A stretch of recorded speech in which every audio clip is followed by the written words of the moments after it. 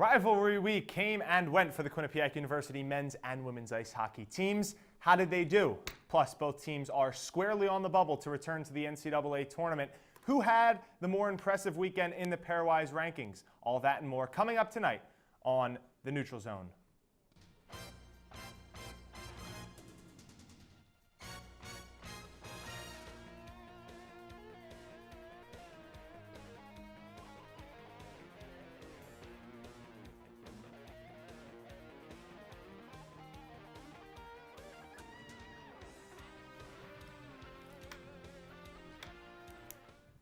It's time to talk some hockey. Ladies and gentlemen, welcome inside the Neutral Zone. I am Maury Hirsch-Gordon, here to discuss all things Quinnipiac men's ice hockey as beat reporter Sierra Goodwill. Sierra, thanks for your time. Always fun to be back on the desk talking some hockey. Quinnipiac men's ice hockey, a pretty big weekend this past weekend. Absolutely. 2 road games. Friday night, it traveled to Brown. The team is 9-3-2 heading into that one. And it was Bo Pieper's first period goal, and that was all the Bobcats needed Friday night as they shut out the Brown Bears 1-0. Freshman goaltender Andrew Shortridge recorded his first career shutout, stopping all 21 shots he faced. Shortridge is now 4-1 in ECAC games that he played. On Saturday night, the team went on the road. They went to crosstown rival Yale. They went to New Haven for that one in the always anticipated matchup. Q30 sports reporter Kyle Levasseur takes a closer look at the game played in front of a sold-out crowd. This led to Chase Priske's first power play goal.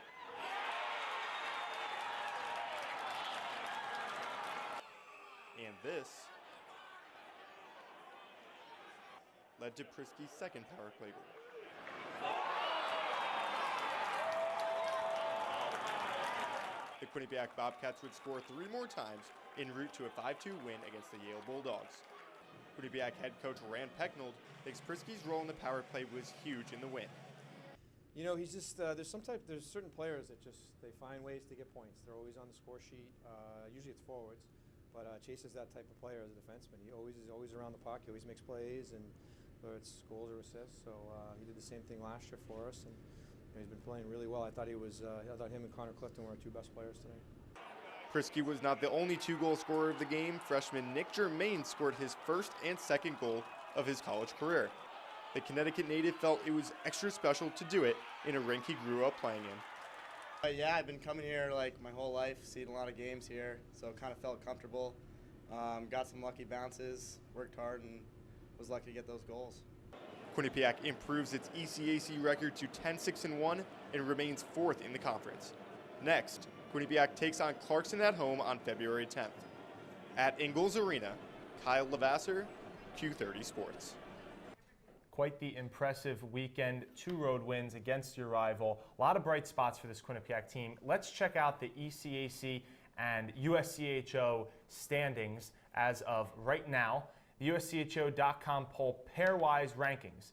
Now, everybody, that is the most important ranking there is because that determines the seeding and who will get into the coveted NCAA tournament. Right now, you see Quinnipiac sitting at 19th overall with a 16-11-2 record. Notre Dame has that last spot at 15-9-4. They bumped up from 17. And we'll talk about in a little bit the Cornell Big Red. They currently sit at 12th in the pairwise. Now in the ECAC, let's take a closer look at the top 10, this time of the USCHO pairwise.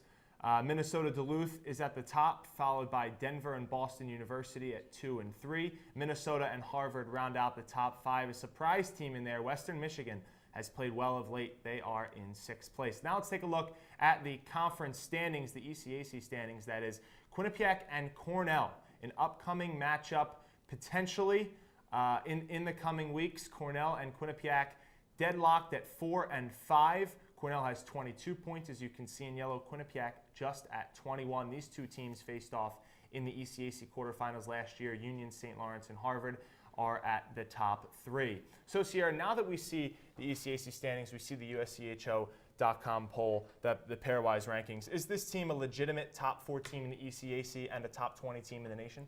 You know, Maury, Cornell beat Colgate last night 4-0 to make them the actual 4 seed in the ECAC. But yes, I do think this team has the talent to even be as high as a 3 seed in the ECAC, but I do see them finishing in 4th. Right now they sit in 5th, but a big weekend sweep over Brown and Yale really helped the confidence after a devastating win to Arizona State. You know, they never should have lost that game, and they lost it in a pretty devastating fashion, not just a close one. But to go to Brown, get the shutout, and then for Yale, for them to get a 5-2 win over their rival, and for both goalies to play well in both games was a huge confidence boost for this team and for their goalies, knowing that they can put anyone back there, kind of switch it up, kind of make teams not be able to prepare for just one goalie. They have to prepare for 2. It will really help this team going forward, and I think that's why, a big reason why they're going to land in 4th. I think the competition between both Shortridge and Truhl only breeds the best. Do you see that as well? Absolutely, and as for top 20 team, I do see them hanging around the bottom of those standings, like 17, 18, 19, 20. Do I think they're going to be a top 16 seed and make the NCAA tournament without winning the ECAC tournament? I wouldn't say so right now with how they've been playing, just the inconsistency and the slow start. I mean, maybe if this momentum boost started a little bit earlier, maybe I could see that happening, but you know, there's only 5 games left. There's a lot of good teams in the country right now, a lot of teams hitting their stride. So I do see them in the lower part of the top 20. I do still think they should be in the USCHO.com poll, but I think they're going to have to win the tournament to make it to the big dance. Do you think the goaltending will affect that? I do. At first I thought it was a negative effect on the team because, you know, the goalies can't play with extreme confidence. They're worried if they put one bad shot in, they're going to get pulled. But now I think it's breeding the best. It's a little bit of competition, healthy competition. They're both playing really well right now. So now it's kind of like a trick for Quinnipiac to use because, like I said, other teams don't just have to prepare for one goaltender, and they really can have confidence in 2 solid players right now. We saw Cornell and Quinnipiac deadlocked in the middle of the conference. Really quick, where do you see these 2 teams finishing, you know, in the playoffs in the ECAC, because they had quite a tight matchup in that quarterfinal series last year? Well, these teams are about as neck and neck as it gets. For going forward for Quinnipiac, they have 3 home games and 2 away games. Home, they have Colgate, Yale, and Brown, which is a pretty solid way for them to finish their home schedule. They should pick up 3 W's there. That's a very secure game, 3 very secure games there. But then away, they have Union and RPI. RPI is the second to last team in the ECAC. They really should take care of business there. But Union dealt them a loss if we've ever seen one. Quinnipiac just could not keep up, so I really don't see them pulling away. But if they win 4 out of those 5 games, I see them tying with Cornell or getting that 4th place spot in Cornell coming in 5th, because going forward, Cornell has a little bit tougher of a game. They also have Yale, Brown, and RPI, which they should beat. But then it has a tough road weekend versus St. Lawrence and Clarkson. St. Lawrence on Friday, Clarkson on Saturday, both away. That is a tough weekend, and I could see them going 0-2 or splitting the weekend. And then to finish off their season, they're away at Union. Tough Union team. So I can see them potentially losing 3 games, if not 2 for sure. So that is definitely playing to Quinnipiac's advantage and will probably land them the 4 seeds. Both teams have a lot to prove. They both have matchups against rivals. They both have matchups against Union, which could bode well if either team gets a win and move them up those coveted pairwise rankings. Sierra, the next game for the Quinnipiac men's ice hockey team is Friday night. You will be there, 7 o'clock at home against the Clarkson Golden Knights. Clarkson is in 6th place, the team right below Quinnipiac, so a big-time matchup. You'll want to check out everything Sierra has on Twitter. You can check her handle out at Sierra Goodwill. When we come back, we will preview the women's ice hockey team's upcoming games in the schedule and see how they fared against Brown and Yale as well. Matt McAuliffe will join me on the desk. It's 9:30 Eastern, and you know what that means. Sports Pause is on the air.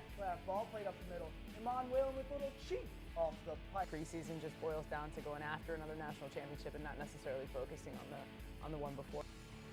MJ, it is time for our favorite part of the show. It's the top 5 plays of the week, brought to you by B&D Deli, home of the Q-Dog. Let's talk about the first play you want to break down. Yeah, let's break it down right away. But the one name I'm going to throw out there is a freshman, Mika Maples. Coming up on Bobcat Breakdown. Coming up on Bobcat Breakdown. And welcome into Studio 125. So what? If you score 40 points in a basketball game, we all know you play Quinnipiac Intramurals. We all know you love to shoot the rock. Well, if you think that's the most ridiculous thing you've ever heard, what I'm about to say, I guess, is going to be pretty ridiculous in your book, but I'm going to say yes, there is a controversy. I'm Line, getting ready to punch the ball as it lands right in front of another Monmouth player.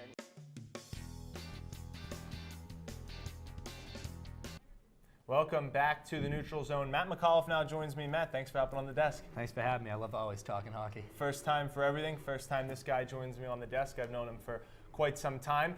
Let's check in with the Quinnipiac women's ice hockey team and how they fared this past weekend. Let's check out that highlight from the Yale game. Quinnipiac beat Brown 9-0 the day before. Quinnipiac's riding a lot of momentum heading into this one. Early on, it's a Yale goal. Yale would take a 1-0 lead past Sydney Rossman.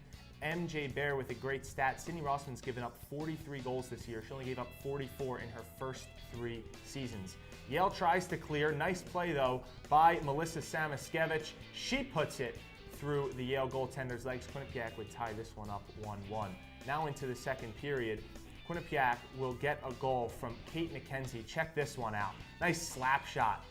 Puck trickles right by the Yale goaltender. Little celebration there. Bobcats are in control 2-1 heading into the third and final period. Little 2-1 break. The Yale defender got to stop the puck first. At least make Taryn Baumgart pass the puck. Taryn Baumgart, the senior, knows what to do with it on a 2-on-1 break. Quinnipiac would take a 3-1 lead there and would go on to win 4-1. So Matt, now that we have a little more knowledge about Brown and Yale, let's check out the ECAC standings. Let's check out the pairwise standings because that is what is important this time of year. Quinnipiac, like the men's team, is sitting in 5th place with 24 points, tied with Princeton, who they've gotten swept by, who also has 24 points. Clarkson, St. Lawrence, and Cornell 1, 2, and 3. Colgate, Yale, and RPI round out the top 8. Only the top 8 teams in women's ice hockey in the ECAC make the playoffs. So there you have the top 8 and what could be the playoffs the teams heading into the playoffs. Now let's check out the USCHO.com poll, the pairwise rankings. Wisconsin, only 2 losses on the year. The Badgers have been incredible. They are at the top spot. Minnesota, Duluth, St. Lawrence, Clarkson, and Minnesota round out the top 5. And you see some of the ECAC teams, Matt. Cornell at 7, Quinnipiac at 9, and Princeton at 10. In the pairwise. So Quinnipiac sitting on the outside looking in. But after this weekend sweep, they have a ton of momentum, a ton of firepower. What do you like about this offense and this team going forward? What I like about this offense is that they don't quit. They're a no-quit offense. This team has been no-quit. When I spoke to Cass Turner today at Media Day, she said for the first time this team feels like underdogs. And last year they won the ECAC, and for the first time they feel like underdogs, which is a big deal because now they can play more loose. They can have a little bit more fun, share the puck, play with a no-quit attitude, and I like that from this team. I'm excited to see what's next. Is the lack of offense, a big issue in your mind heading forward? So again, the lack of offense at Media Day. Again, I spoke to Melissa Samaskevich, and she said that there are other players like Kenzie Prater, like Kenzie Lancaster, that are stepping up.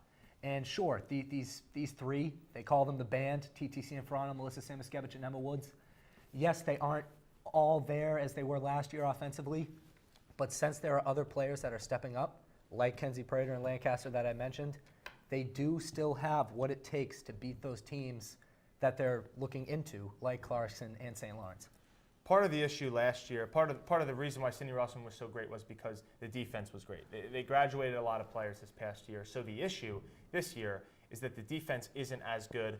Maybe the goaltending isn't as good. Which, in your mind, do you see as the bigger problem? I am on the side that the goaltending isn't as good. Like you said with that stat, that the goaltending and Sydney Rossman needs to focus. She's got to stop.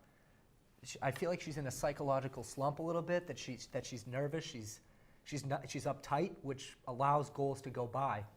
If you look at this stat here, 2015, 2016, the GAA at a .9. Now it's at a 1.58. So she really needs to loosen up. She needs to get into that mindset that she was last year. She needs to focus. She needs to say, I'm the leader. I have the A on my jersey. I have got to do this for my team come late in the season. She's got all the experience. She helped Quinnipiac win an ECAC championship last year. She was the goaltender of the year in the conference. So we will see 4 big games coming up for this women's ice hockey team. Matt, thanks for hopping on the desk. Thanks for having me. Quinnipiac Women's Ice Hockey and all their information you can find out on his Twitter handle, MJM 5798. Well, that does it for another edition of the Neutral Zone. For more information about the Quinnipiac men's and women's ice hockey teams, check out our website, Q30television.com, and on our Twitter at Q30Sports. For Sierra Goodwill and Matt McAuliffe and our executive producer, MJ Baird, I'm Maury Hirsch-Gordon. We'll see you next time.